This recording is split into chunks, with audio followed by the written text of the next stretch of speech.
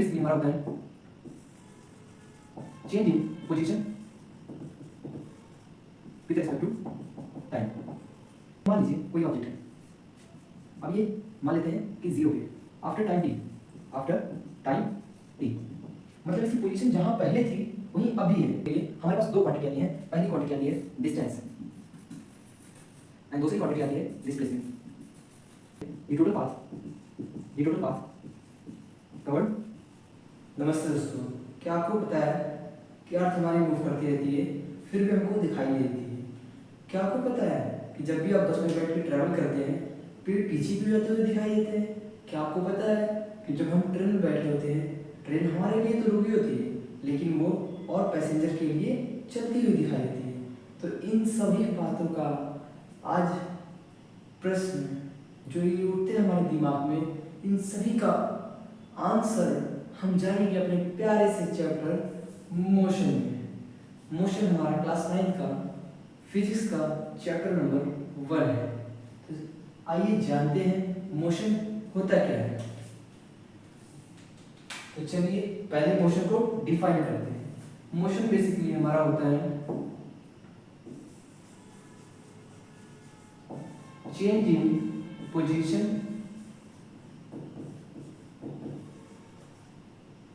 With respect to time. इसका मतलब क्या है? इसका मतलब ये है कि मान लीजिए कोई ऑब्जेक्ट है, अब ये मान लेते हैं कि 0 पे, s इक्वल टू 0 पे, ठीक है। अब आफ्टर टाइम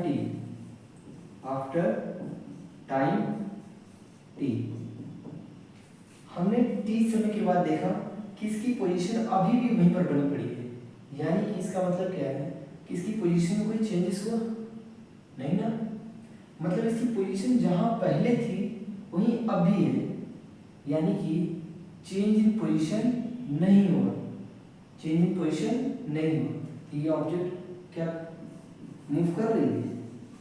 नहीं कर रही है, ये ऑब्जेक्ट मूव नहीं कर रही है। बट अगर मैं इस ऑब्जेक्ट पे कुछ फोर्स लगा दूं और ये ऑब्जेक्ट मूव करके यहाँ पे चली जाए,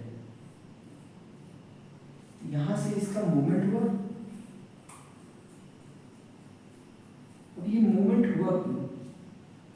कुछ ना कुछ फोर्स लगाया मैंने, मूवमेंट हुआ। अब ये मूवमेंट रिप्रेजेंट क्या कर रहा है? मूवमेंट रिप्रेजेंट कर रहा है change in position. Change in position कैसे? देखिए पहले इसकी पोजीशन थी x इक्वल टू 0 पे, अब मान लेते हैं कि x इक्वल टू 1 पे चला गया। मान लीजिए इसको t समय लगा जाने में, तो समय के साथ साथ इसकी पोजीशन जब बदली, समय के साथ साथ इसकी पोजीशन जब बदली तो हमारा क्या हुआ? पोजीशन चेंज आया और पोजीशन के चेंज होने के कारण हमारा क्या हुआ? मूवमेंट हुआ, और इसी मूवमेंट को हम लोग बोलते हैं मोशन। तो आशा करते हैं आपको समझ में आया होगा। तो अब बात करते हैं मोशन के टाइप्स की।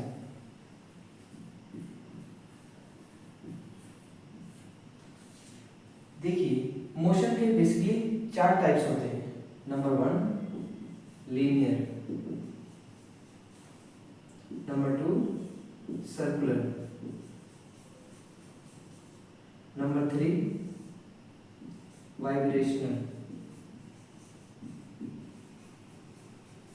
And number 4 rotational.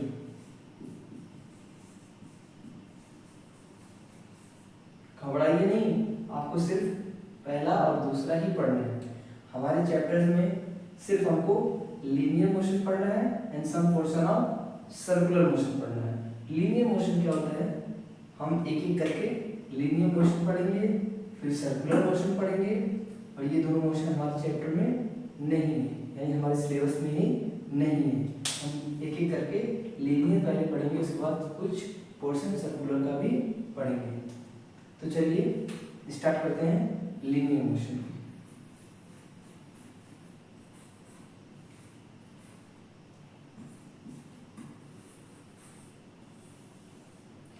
अब लीनियर मोशन होता क्या है? लीनियर मोशन, जब भी कोई मोशन हमारे हर एक स्ट्रेट लाइन में होता है। मान लीजिए ये स्ट्रेट लाइन है, ठीक है।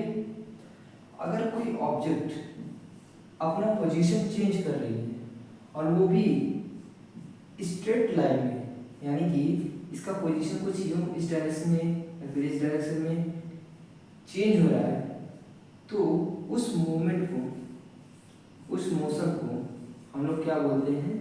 Linear motion. क्या बोलते हैं? Linear motion. यानी कि change in position with respect to time along straight line,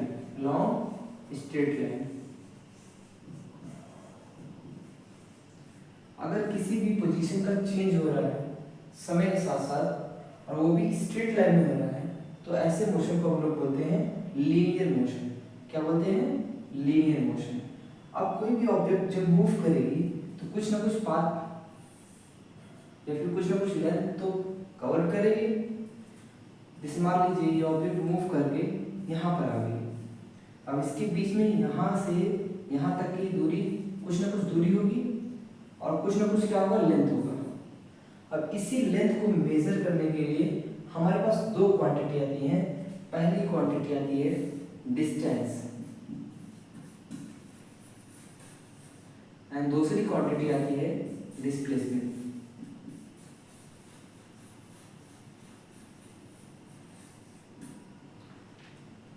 तो एक होती है हमारी डिस्टेंस, एक होती है हमारी डिस्प्लेसमेंट। तो एक एक करके हम जानेंगे कि डिस्टेंस क्या होता है और डिस्प्लेसमेंट क्या होता है। तो हम पहले बात करते हैं डिस्टेंस की। डिस्टेंस होता है, चलिए पहले इसकी डेफिनेशन ले लेते हैं। डेफिनेशन बोलती है ये total path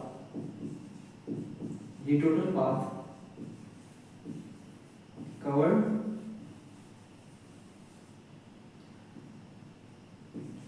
along the whole journey। अब इसका मतलब क्या है? इसके डेफिनेशन में लिखा है total path covered along the whole journey। चलिए एक एग्जांपल से समझते हैं इसको। जैसे मान लीजिए कोई एक मैन, ठीक है। अब ये किसी एक रास्ते से कहीं जा रहा है, मान लीजिए ये इसकी डेस्टिनी है, ठीक है, उसका होम है मान लीजिए। अब ये इस पाथ से जा रहा है, ठीक है। अब ये पाथ कैसा है वो हमको नहीं लेना चाहिए। अब जब ये ट्रैवल कर रहा है इस पाथ से होते हुए अपने होम को जा रहा है, तो ये जो पूरा टोटल पाथ यानी इसकी पूरी जो जर्नी है, इसमें जितना ये जितनी लेंथ चला, इसी पूरी लेंथ को बोलते हैं हम लोग डिस्टेंस। क्या बोलते हैं? डिस्टेंस। इसी पूरी लेंथ को हम लोग बोलते हैं डिस्टेंस। यानी जो टोटल पाथ यहाँ से लेकर ये यहाँ तक गया अपने घर तक, उसको बोलते हैं डिस्टेंस। और फिजिक्स में हमारी दो क्वांटिटी होती है। पहली हमारी होती है स्केलर क्वांटिटी, दूसरी होती है हमारी वेक्टर क्वांटिटी। तो नंबर वन क्या होती है हमारी? नंबर वन होती है हमारी scalar quantity and number two क्या होती है हमारी? Vector quantity. अब स्केलर क्वांटिटी क्या होती है और वेक्टर क्वांटिटी क्या होती है? स्केलर क्वांटिटी वो क्वांटिटी होती है जिसके पास सिर्फ होता है मैग्नीट्यूड। क्या होता है? मैग्नीट्यूड। और वेक्टर क्वांटिटी क्या होती है? इसके पास होता है मैग्नीट्यूड एंड डायरेक्शन। अब मैग्नीट्यूड क्या होता है? मैग्नीट्यूड का मतलब होता है न्यूमेरिकल वैल्यू। मैग्नीट्यूड का क्या मतलब होता है? Numerical value. डायरेक्शन का मतलब तो आप सबको पता ही है। तो डिस्टेंस जो हमारी है वो आती है हमारी स्केलर क्वांटिटी। डिस्टेंस क्या है हमारी? Scalar quantity. It is a scalar quantity. इसको आप नोट कर सकते हैं, इट इज स्केलर क्वांटिटी।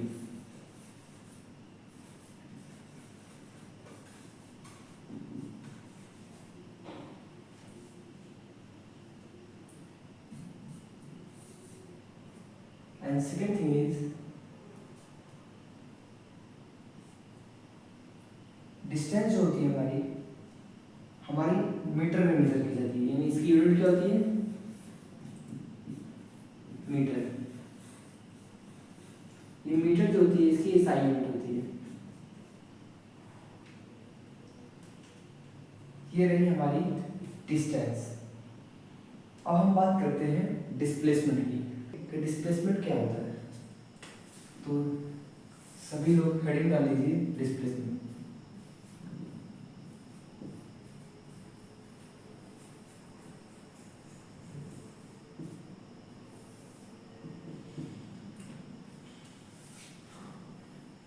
तो चलिए इसको हम लोग शुरुआत करते हैं इसके डिफिनेशन से कि डिस्प्लेसमेंट होता है क्या basically.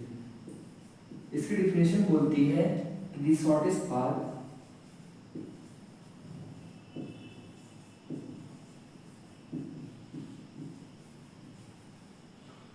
Between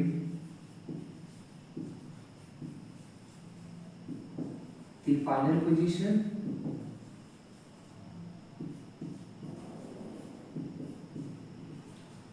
and initial position। अब इसका मतलब समझते हैं कि ये डिफिनेशन बोल क्या रही है।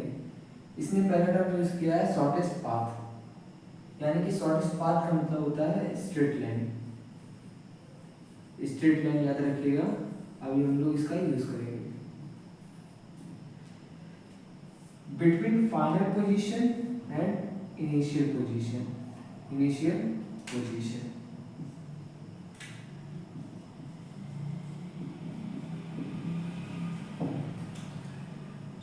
अब देखिए ये फाइनल पोजीशन और इनिशियल पोजीशन क्या है हमारी। फाइनल पोजीशन जो क्या होती है और इनिशियल पोजीशन क्या होती है, इसको समझते हैं। एक एग्जांपल लेते हैं। मान लेते हैं ये एक ऑब्जेक्ट है, ठीक है, और ये ऑब्जेक्ट हमारी मूव कर रही है कुछ यूं, और ये ऑब्जेक्ट मूव करके यहाँ से यहाँ चली गई, ठीक है। तो इसकी जो इनिशियल पोजीशन होती है स्टार्टिंग पॉइंट। इनिशियल पोजीशन जो होती है स्टार्टिंग पॉइंट।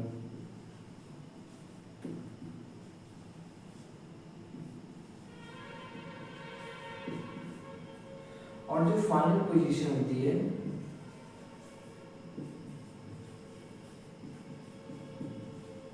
वो होती है फाइनल पॉइंट।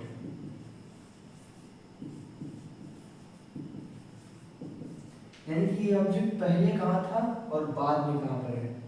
तो ये ऑब्जेक्ट पहले कहाँ पर था उसको बोलते हैं इनिशियल पॉइंट, और जो ऑब्जेक्ट बाद में कहाँ पर है उसको बोलते हैं फाइनल पॉइंट। तो जब भी हम डिस्प्लेसमेंट निकालते हैं तो हमें इनिशियल पॉइंट पता करना रहता है और फाइनल पॉइंट पता करना रहता है। इनिशियल पॉइंट और फाइनल पॉइंट से हम लोग डिस्प्लेसमेंट को पता कर लेते हैं। डिस्प्लेसमेंट हमारी एक लेंथ है, क्या है, एक लेंथ है। इसको भी मेजर हम किस में करेंगे, मीटर में करेंगे। इसकी यूनिट क्या हो गई, इसकी यूनिट हो गई unit of displacement is equals to metre, जिसको हम लोग एम से रिप्रेजेंट करते हैं। और इसकी और भी यूनिट हो सकती है, जैसे सेंटीमीटर। ये मीटर इसकी एसआई यूनिट है। ये कौन सी यूनिट है, एसआई यूनिट है।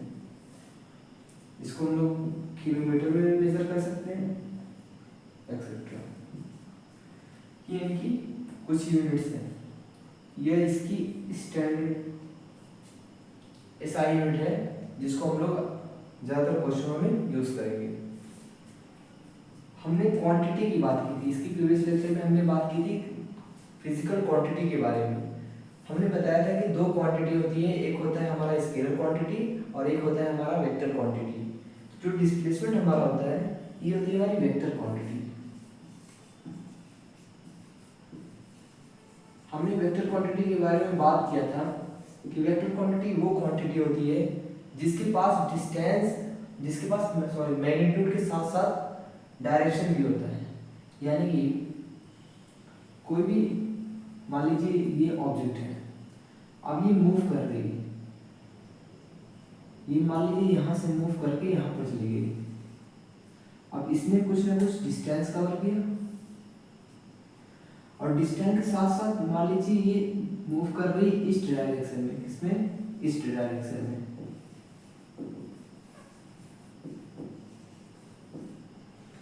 तो ये जो डायरेक्शन होता है यानी कि ये इस डायरेक्शन, इस साइड जो डिनोट कर रहे हैं हम, इसके पास हम इस बॉडी को यानी कि ये जो ऑब्जेक्ट है आपकी, हम लोग डिफाइन कर रहे हैं कि ये कुछ ना कुछ मीटर डिस्टेंस कवर की एंड किस डायरेक्शन में जा रही है, इस डायरेक्शन में जा रही है। यानी कि हमने बॉडी की लेंथ के साथ साथ यानी डिस्टेंस के साथ साथ उसकी डायरेक्शन को भी डिफाइन कर दिया है। ये जो डायरेक्शन अलोंग विथ लेंथ जो होता है उसी को बोलते हैं हम लोग डिस्प्लेसमेंट यानी कि वेक्टर क्वांटिटी। ऐसी क्वांटिटी जिसके पास हमारा मैग्नीट्यूड भी होता है एंड डायरेक्शन भी होता है। डिस्प्लेसमेंट के साथ हमारा मैग्नीट्यूड भी जुड़ा होता है और उसके साथ साथ उसका डायरेक्शन भी जुड़ा होता है, इसलिए होती है वेक्टर क्वांटिटी। चलिए कुछ क्वेश्चन करते हैं जिससे हमें थोड़ा सा और क्लियरिटी आएगी डिस्प्लेसमेंट के बारे में। मान लीजिए एक क्वेश्चन मैं लेता हूँ,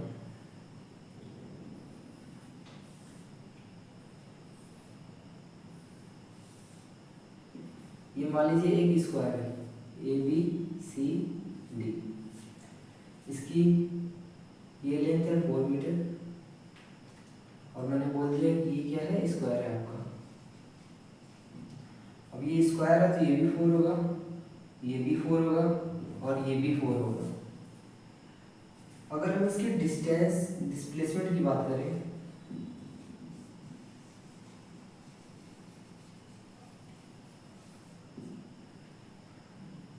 तो हमें इसकी इनिशियल पॉइंट को और फाइनल पॉइंट को क्या करना पड़ेगा, मेजर उसको रिप्रेजेंट करना पड़ेगा। यानी कि हम मान लेते हैं कि ये ए क्या है, इसकी इनिशियल पॉइंट है, ये क्या है, इसकी इनिशियल पॉइंट है एंड बी इसकी फाइनल पॉइंट है। ठीक है, तो ए एंड बी इसको देखेंगे यानी इनिशियल पॉइंट को देखेंगे और फाइनल पॉइंट को देखेंगे और इनके बीच में एक स्ट्रेट लाइन ड्रॉ करेंगे जो कि हमारी रिप्रेजेंट करेगी शॉर्टेस्ट पाथ को। यानी कि हमारी डिस्प्लेसमेंट कैसे निकलेगी, shortest path between final position and initial position. तो इसकी पहले हम लोग इनिशियल पोजीशन को डिनोट कर देंगे और उसके बाद फाइनल पोजीशन को भी डिनोट कर देंगे। देन आफ्टर हम स्ट्रेट लाइन को ड्रॉ करेंगे जो कि हमें क्या देगी, शॉर्टेस्ट पाथ, और वही शॉर्टेस्ट पाथ हमारी क्या होती है, डिस्प्लेसमेंट। ठीक है, तो ए एंड बी के बीच में ऑलरेडी स्ट्रेट लाइन ड्रॉ है जिसकी लेंथ क्या दे रखी है हमें, 4 मीटर। यानी कि डिस्प्लेसमेंट क्या हो जाएगा बिटवीन ए एंड बी, ए से बी की डिस्प्लेसमेंट क्या हो जाएगी हमारी, आ जाएगी 4 मीटर। अगर हम फाइनल पॉइंट इसे माने, अगर मान लीजिए इसको मैंने हटा के फाइनल पॉइंट इसको माना, तो अगर हम ए को इनिशियल पॉइंट मान रहे हैं, सी को फाइनल पॉइंट मान रहे हैं, तब इस केस में डिस्प्लेसमेंट क्या आएगी, इस केस में डिस्प्लेसमेंट हमारी क्या आने वाली है, ए से सी के बीच में। मैंने क्या कहा, आप इनिशियल पॉइंट को मार्क करिए एंड फाइनल पॉइंट को मार्क करिए। नाउ अब क्या करना है हमें, initial point and final point के बीच में एक स्ट्रेट लाइन ड्रॉ करनी है। ठीक है, अब जो ये स्ट्रेट लाइन है इसकी हमें क्या निकालनी है, लेंथ निकालनी है। यानी जो ये स्ट्रेट लाइन हमारी निकली है इसकी हम लोग अगर लेंथ को कैलकुलेट कर ले तो यही लेंथ जो होगी ये हमें दे देगी डिस्प्लेसमेंट। क्या दे देगी, डिस्प्लेसमेंट। किसके अलाउंग, ए सी के अलाउंग। तो हमें बेसिकली कैलकुलेट क्या करना है, ए एंड सी की लेंथ को कैलकुलेट करना है। क्यों, क्योंकि ये हमारी final position and initial position के बीच का शॉर्टेस्ट पाथ है। यानी कि इसके पास जाने का कौन कौन सा रास्ता है, इसके पास जाने का रास्ता ये तो ये है एंड ये रास्ता ये है एंड ये रास्ता ये। बट अगर ये रास्ता अगर ये चूज करता है तो इसके पास क्या होगा, इसके पास 2 स्ट्रेट लाइन आएंगी और ये दोनों की दोनों शॉर्टेस्ट पाथ नहीं होंगे। और ये क्या है, एक सिंगल, यहाँ पर जो स्ट्रेट लाइन शॉर्टेस्ट पाथ जो होता है हमारा, एक single straight line between initial point and final point, यानी फाइनल पोजीशन और इनिशियल पोजीशन के बीच में एक स्ट्रेट लाइन होनी चाहिए। इसके बीच में कोई other straight line, multiple straight line नहीं होनी चाहिए, एक सिंगल स्ट्रेट लाइन होनी चाहिए। इसलिए हमने क्या चूज किया, ये AC को चूज किया। ठीक है, अब हमारा मेन क्या है, ये फाइंड करना। एंड इसकी ये लेंथ है 4 एंड ये लेंथ है 4, एंगल है 90। यहाँ पर पाइथागोरस लगा सकते हैं। और अगर हम यहाँ पर पाइथागोरस थ्योरम लगाएंगे,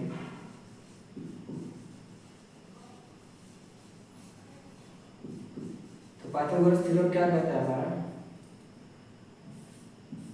हाइपोटेन्यूज का square is equal to perpendicular का स्क्वायर प्लस के बेस का स्क्वायर। ये हमारा हाइपोटेन्यूज है। ठीक है, तो हाइपोटेन्यूज के स्क्वायर को हम लोग क्या रख देंगे, हाइपोटेन्यूज का square is equal to perpendicular का स्क्वायर यानी 4 का स्क्वायर,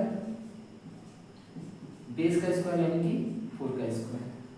4 का स्क्वायर आपका होता है 16 प्लस 16 हो जाएगा 32। कितना हो जाएगा, 32।